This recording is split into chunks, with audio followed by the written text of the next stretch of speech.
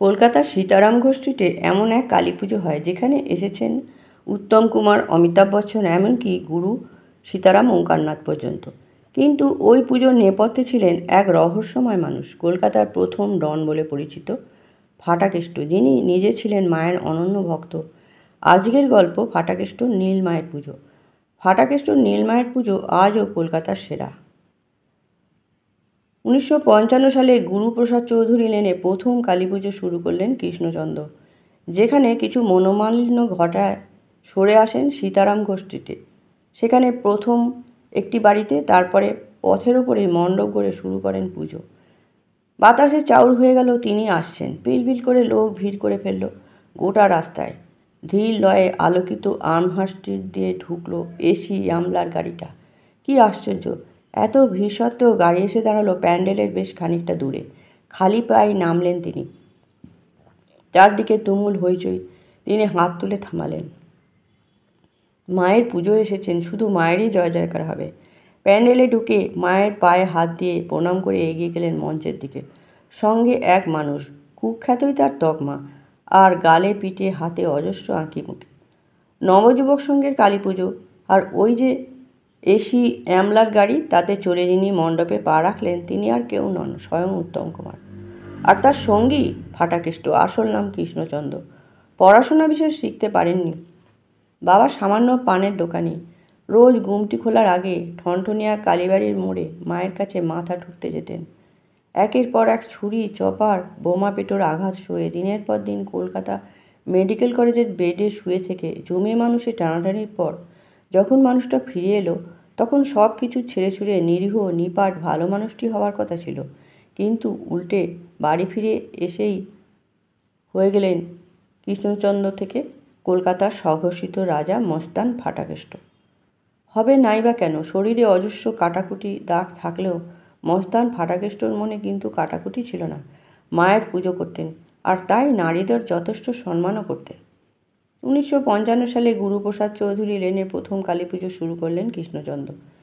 সেখানে কিছু মনোমালিন্য ঘটায় সরে আসেন সীতারাম ঘোষ স্ট্রিটে। সেখানে প্রথম একটি বাড়িতে, তারপরে পথের ওপরেই মণ্ডপ গড়ে শুরু করলেন পুজো।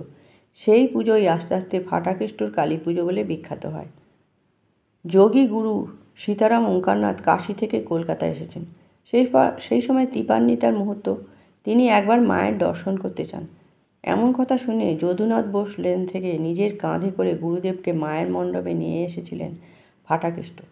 নকশাল আমলের সেই কলকাতা শহর অমন হৈ হৈ বহুকাল করেনি। ফুলে ফুলে ঢাকা পড়েছিল রাজপথ থেকে গলি। বারোয়ারি পুজো হলেও মা নাকি এখানে ভীষণ জাগ্রত। সেকালের বহু মানুষের মুখে মুখে ফেরে এই কথা। একবার অঞ্জলি দেওয়ার সময় এক নারীর ভর হয়। তিনি বলেন মা নাকি লাল পাড় শাড়ি পরতে চাইছেন। একবার একটু ছোট গ্লাসে মাকে জল দেওয়া হয়েছিল। মা নাকি ভরের মাধ্যমে জানিয়েছিলেন তাকে বড় গ্লাসে জল দেওয়ার কথা। বিশ্বাস অবিশ্বাসের গণ্ডি পড়িয়ে এ কথার মান্যতা ছিল বহুদূর।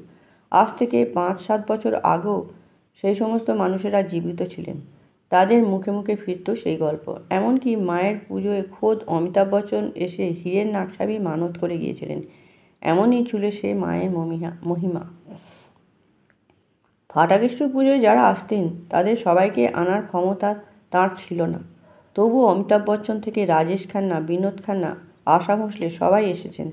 জলসা করে গিয়েছেন খোলা মঞ্চে। উত্তম কুমার প্রতি বছরই আসতেন, কিছু কথা বলে চলে যেতেন। এমনই ছিল মায়ের মহিমা। মা এখানে 15 দিন ধরে বিরাজ করতেন।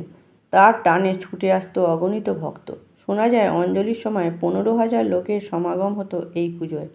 মায়ের বিসর্জনও হতো রাজকীয়। স্রেফ উচ্ছ্বাস বা দেখনদারির পুজো নয়, ভক্তিও ছিল ঠিক সমপরিমাণেই।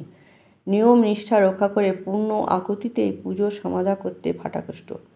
তার অনুপস্থিতিতে আজ এত বছর পরেও তাই করা হয়। আগের দিন কুমারটুলির পটুয়া ঘরে সমস্ত গয়না পরিয়ে মোমবাতি জেলে আরতি করে হাতে পান দিয়ে মাকে আবাহন করা হয়। পরের দিন ভোর ভোর মাকে নিয়ে মণ্ডপে রওনা হওয়া। মায়ের মূর্তি যাত্রা করলে তারপরে কুমারটুলি থেকে বাকি মূর্তিগুলো রওনা হয়। আজও কেবলমাত্র পুরোহিতই নিজের শুদ্ধ বস্ত্রে মায়ের ভোগ রাঁধেন। বারোয়ারি পুজোয় এতখানি নিয়ম এবং নিষ্ঠা তেমন দেখা যায় না। তাই তো বলা হয় মা এখানে জাগ্রত। মানসিক করলে সবটুকু পূরণ করেন। 1992 সালে প্রয়াত হয়েছেন ফাটাকষ্ট। আজও সীতারাম গোষ্ঠীতে 10 ফুটের গলি জুড়ে ঘন নীলবরণ শ্যামা মা আসেন দীপান্বিতা তিথিতে। বাংলার প্রথম সার্থকনামা ডনের পুজো আজও ফাটাকেষ্টর পুজো নামেই চলে।